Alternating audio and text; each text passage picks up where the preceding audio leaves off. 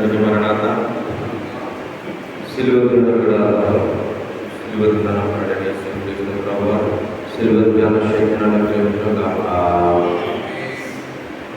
విద్యను వాహనం కొరకు గలతీయులకు రాసిన పత్రిక 4వ అధ్యాయము 19వ వచనం వాక్య ధ్యానం కొరకు చదువుకుందాం. గలతీయులకు రాసిన పత్రిక 4వ అధ్యాయము 19వ వచనం.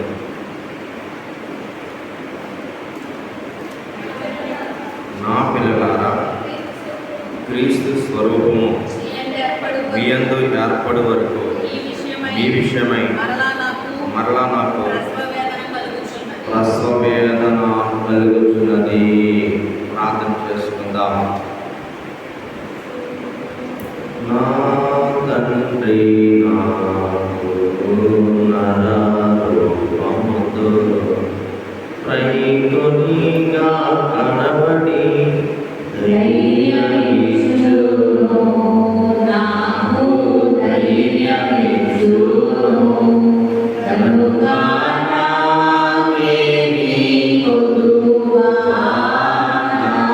నాకున్నా శ్రీకరుండకు దేవుడే నా శ్రేష్ఠ పాలకుడు, నా ఏక రక్షకుడు. కనుక నాకేమీ కొదువా, నాకున్నా. మహాపరిశుద్ధుడైన తండ్రి, నా పిల్లలారా, క్రీస్తు స్వరూపం మీ యందు ఏర్పడే వరకు మీ విషయమై మరలా నాకు ప్రసవ వేదన కలుగుచున్నది అని అపోస్తలుల పౌలు గారు చెప్పుచున్న మాటను బట్టి నేడు సంఘము యొక్క క్షేమం కొరకే క్రీస్తు స్వరూపములో అన్న అంశాన్ని ధ్యానించబోతున్నాం. దేవా, యేసుకి ఇచ్చిన వాక్శక్తిని, దాసికి ఇచ్చిన వాక్శక్తిని ఏడంతల ఆత్మతో వాక్యంను అందించమని, వినగలిగే శక్తిని, గ్రహించగలిగే మనస్సును హృదయాల్లో ప్రతిష్ఠించుకునే ధన్యత అందరికీ అనుగ్రహించమని, త్వరగా పెండ్లి కుమారుడిగా రానయ్యున్న సిలువనాథుడైన యేసుక్రీస్తు ప్రభువారిని బట్టి యేసు నామమున ప్రార్థించుచున్నాము మా పరమ తండ్రి. చూద్దాం. ఈరోజు అంశం ఏంటంటే సంఘం యొక్క క్షేమం కొరకే క్రీస్తు స్వరూపం. కనుక క్రీస్తు ప్రభు యొక్క స్వరూపంలో మనం ధ్యానం చేసుకోబోతున్నాం.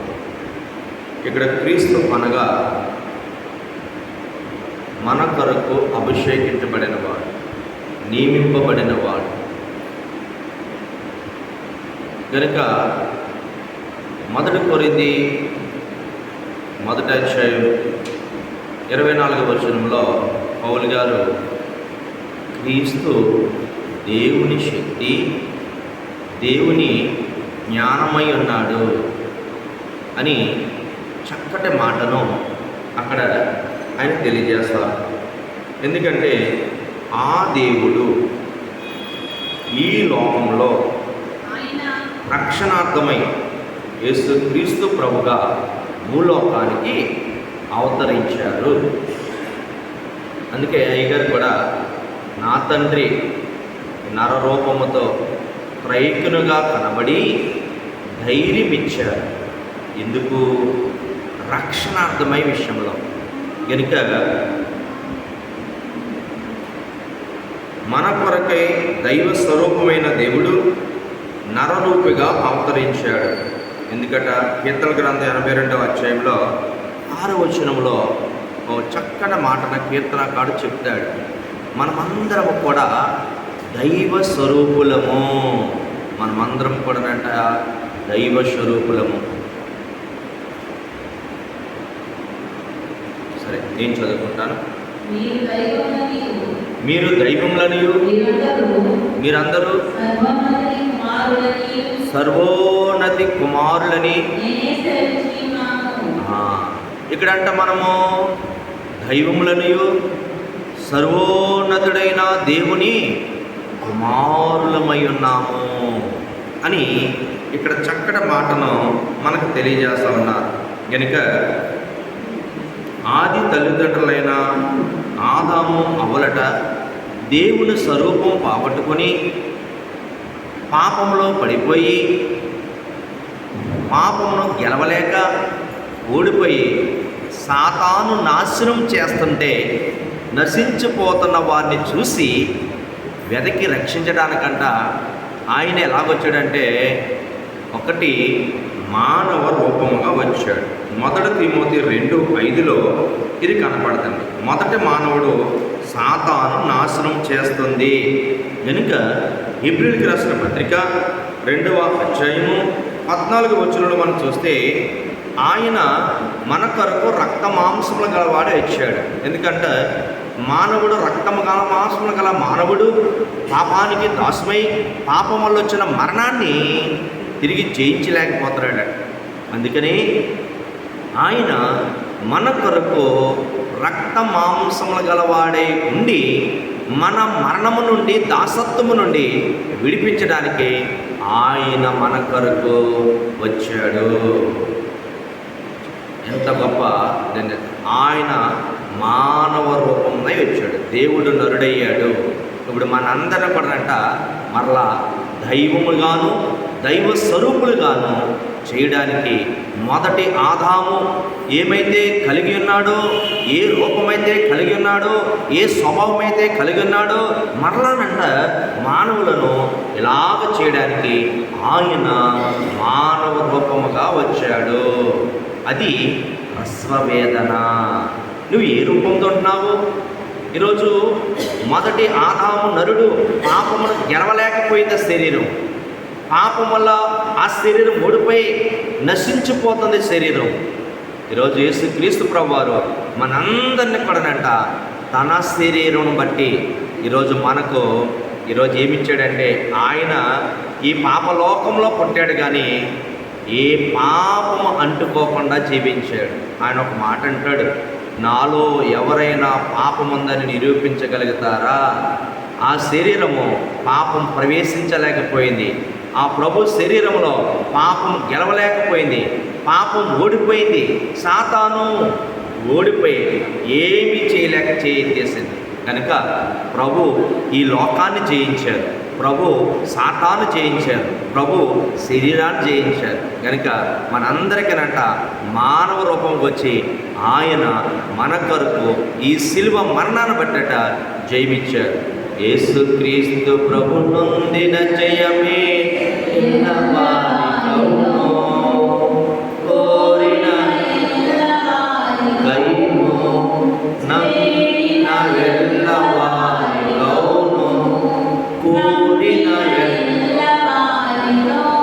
నమ్మిన ఎల్లవారి గౌను చిక్కులపైన వేసుకున్న జయము జయము ఆసుకున్న జయము సాత్విలాం జయము కీర్తనలు జయ శబ్దముతో ప్రయముగా పాడండి. జయము జయమానండి జయమే క్రీస్తుని చరిత్రయంతట జయమే మరణమున కూడా జయమే నిత్యమును. హెబ్రీయులకు రాసిన పత్రిక మనం చూస్తే 2వ అధ్యాయం 14వ వచనం, ఆయన మన కొరకు మానవ స్వరూపముతో రక్త మాంసం గలవాడే దాసత్వములో నుండి మరణిస్తున్న మనలను విమోచించడానికి ఆయన వచ్చాడు. కాబట్టి నా పిల్లలు ఆ పిల్లలు రక్త మాంసము గలవారైందన ఆ ప్రకారమే మరణము యొక్క బలము గలవానికి అనగా అపవాదిని మరణము ద్వారా నశింప చేయుటకును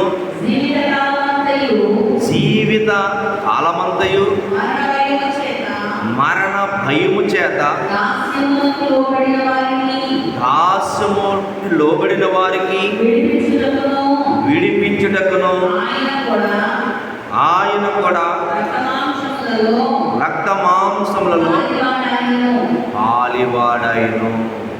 ఈరోజు మన కొరకట మానవ రూపంతో వచ్చి ఈరోజు మనకు ఆయన శరీరాన్ని బట్టి మనకు చక్కటి జయమును అనుగ్రహించాడు. ఈ లోకంలో మానవుడు పాపాన్ని చేయించలేని పరిస్థితి, పాపం వల్ల వచ్చిన ఫలితాన్ని అనిపిస్తున్నాడు. ఏంటి? బాధ అనిపిస్తున్నాడు. ఏంటి? వ్యాధి అనిపిస్తున్నాడు. ఏంటి? మరణం అనిపిస్తున్నాడు. ఏంటి? నరకానికి వెళ్ళిపోతున్నాడు. ఈరోజు దానికి ఫుల్ స్టాప్ పెట్టేశాడు ప్రభు. ఇదిగో ఇక నుంచి మిమ్మల్ని నేను రక్షణార్థమై మీ కొరకు నేను జీవిస్తాను అని మన కొరకు 33.5 సంవత్సరాలు మానవుడిగా జీవించి మానవులను మరణంలో నుండి పాప దాసత్వంలో నుండి విడిపించాడు. ప్రభుకి ఏమైనా కలుగును గాక. ఇది మొదటి రూపము. రెండవది రూపాంతరము. మత్తయి సువార్త 17:1 చూసుకుంటే ప్రభు మానవులుగా రూపాంతరము చేయడం మన కొరకే ఆయన రూపాంతరం పొందెను. అందుకేనంట అయ్యగారు అన్నారు, నేను చేయలేనివన్నీ నీవే చేసి పెట్టినావు రక్షకానా. ఏం పొందేవాడట? రూపాంతరం చేసేస్తాడు మనల్ని. సీతాకోక చిలుక స్వయంగా తనంతట తానే గూడి కట్టుకుని సమాధి చేసుకుని రూపం మార్చుకుంటుంది. ఒక పక్షి, ఒక పురుగు అన్నీ రూపాంతరం చెందుతున్నాయి, కానీ మానవుడు చెందలేకపోతున్నాడు. అందుకే తానే రూపాంతరం చెంది మనలను ఆ రూపాంతరంలోనికి నడిపించడానికి ఆయన రెండవ రూపం అంట. చూడండి, రూపాంతరం చెంది మనందరిని కూడానంట రూపాంతరంలోనికి నడిపించాడు. ఎందుకంటే యేసుక్రీస్తు ప్రభువారట కొరింథీయులకు రాసిన పత్రిక 15వ అధ్యాయము 50-51 ఉంది. మీ అందరికీ ఒక మర్మం చెప్పుచున్నాను, మనమందరం నిద్రించము కానీ బూరమోగును మార్పు చెందుదాము. ఈరోజు సంఘంలో ఎందుకు రక్షణ పొందాలి, సంఘంలో ఎందుకు సభ్యత్వం పొందుకొని జాగ్రత్తగా సంఘంలో మనం సిద్ధపడాలంటే ఆ రోజంట బూర మోగే రోజు అందరం మారిపోతారు. ఎలాగా? ప్రభువు మారినట్టు.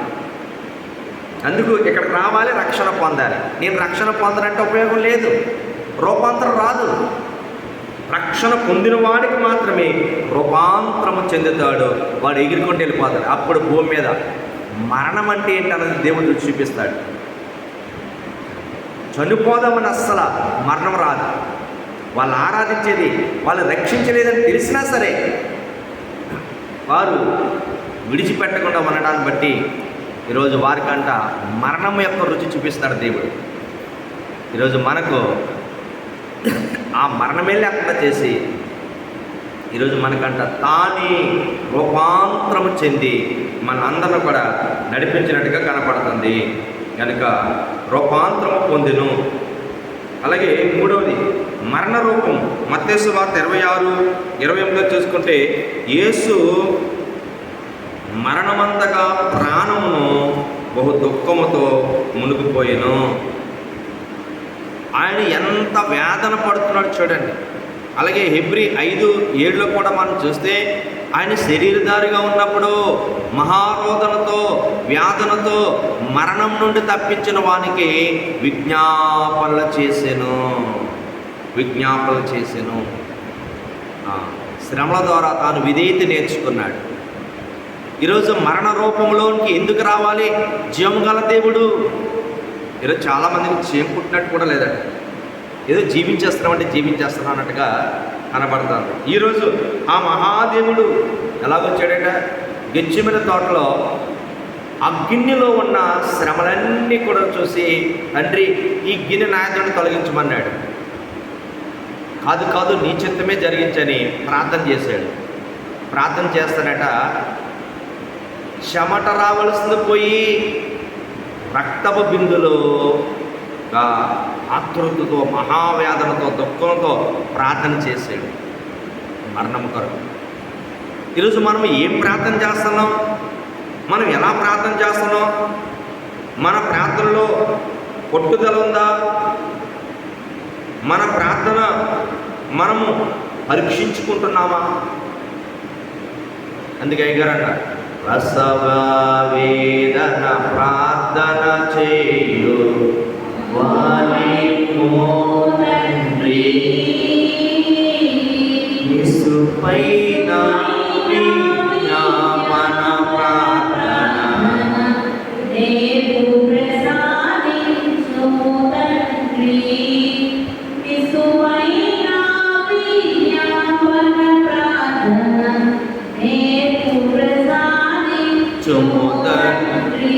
మనకు బదులుగా మరణించిన వారికంట ఈరోజు మనం ఈ 40 దినాలు కూడా మనం ఏం చేయాలంటే ప్రార్థించాలి, ప్రసవేదనతో ప్రార్థన చేసుకోవాలి. కనుక మరణ రూపంలో ఆయన ప్రార్థించగా చెమట రక్త బిందుల వలె ఆయను. ఎంతగా ప్రాణం విలువలాడిపోయిందో చూడు.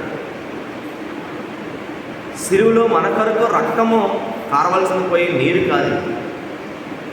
ఈరోజు మరణ రూపంతో ఉన్న ప్రభు మన కొరకు ఎంతగా ప్రార్థన చేస్తున్నాడో ఈరోజు మనం కూడా మన ప్రార్థన ఎలాగుందో పరీక్షించాలి, ప్రార్థించాలి. అలాగే 4వది శ్రమల రూపము. యెషయా గ్రంథం 53:2 చూసుకుంటే అతనికి స్వరూపమైనను సొగసైనను లేదు. ఆ మహాదేవుడి కంట స్వరూపమైనను సొగసైనను లేదు. ఎందుకంటే పాపంలో పడిన మానవుడంట యెషయా అంటాడు, అరికాలు నుండి తల వరకు ఎవరికి స్వస్థత లేదు, ఎవరికి స్వస్థత లేదు. గాయాలు కట్టబడట్లేదు, పిండపడట్లేదు. అందరూ హృదయంలో కొవ్వు పట్టి ఉన్నది అని ప్రవక్త అని యెషయా చెప్తాడు. అరుకాలు మొదలుకునట తల వరకు స్వస్థత కొంచెమైనను లేదు. ఈరోజు తాను ఒంటి మీద పడిన దెబ్బల వల్ల మనకంటే ఏమొచ్చిందో తెలుసా? స్వస్థత. ఈరోజు ఇంకా ఇలాగ మనం ఆరోగ్యంగా ఉన్నామంటే ఆయన శ్రమల రూపాన్ని బట్టి, ఆయన శ్రమ రూపాన్ని బట్టి మనకి ఏమొచ్చిందంట? స్వస్థత. ఈ లోపల ఉన్న వారికంటే అరికాలు మొదలుకొని తల వరకు స్వస్థత లేని వారుగా ఉన్నారు, విండబడలేని వారుగా ఉన్నారు.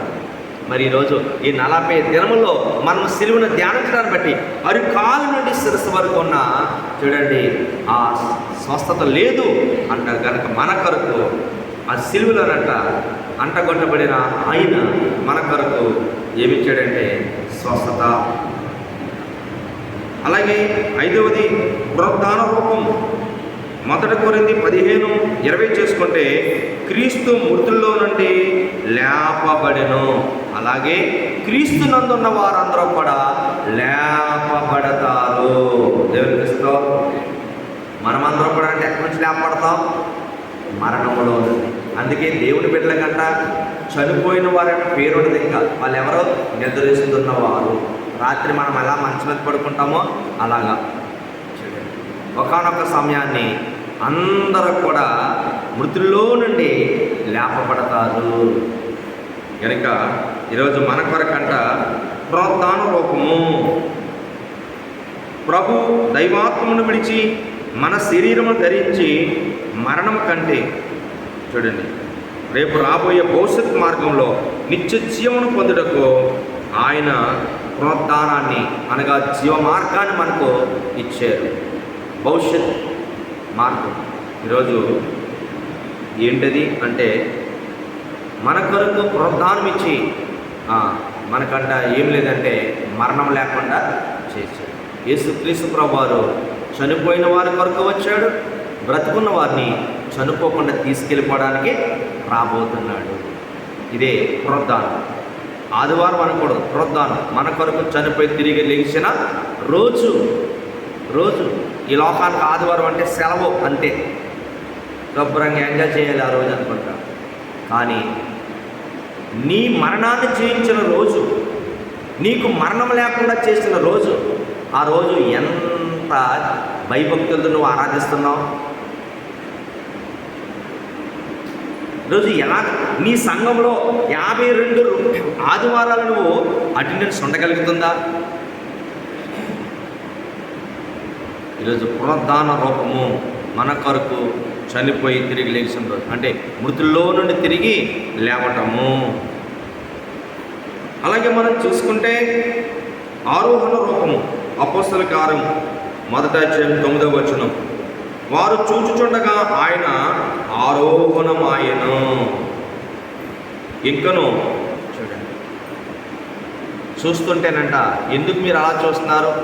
యేసు ఎలాగెళ్ళాడో మరలా అలా తిరిగి వచ్చేస్తాడు. ఈరోజంట మనకేముందంటే ఆరోహణం ఉంది. సంఘమంతా ఆరోహణమయ్యే రోజు, అదే రప్చర్. అందుకే మనకంట ఆరోహణ బలము కొరకు ఏమి చేయలేడంటే, అయ్యగారు చక్కగా పాట రాశారు. ఏంటంట?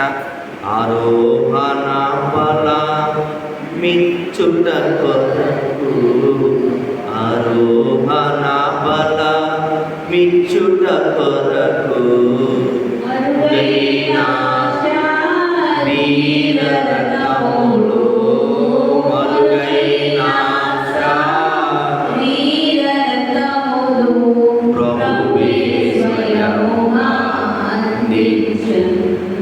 ప్రభువే స్వయముగా అందించెను. బహిర్లు మిషను నాయకుడు, కల్వరి నాదుని ప్రియసుతుడు, ఆదరు దేవదాసు.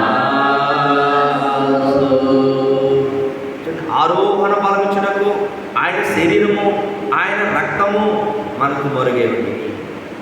ఈరోజంట శరీర రక్త మాంసంలో ఎందరో భయభక్తులతో తీసుకుంటారో వారంట చూడండి ఆరోహణ బలంలోనికి వెళ్ళిపోతారు. దేవునికి స్తోత్రం. అనాలోచనగా తిన్నవారంట బలహీనులుగా ఉంటారు, రోగులుగా ఉంటారు, చనిపోయే అవకాశం ఉంది.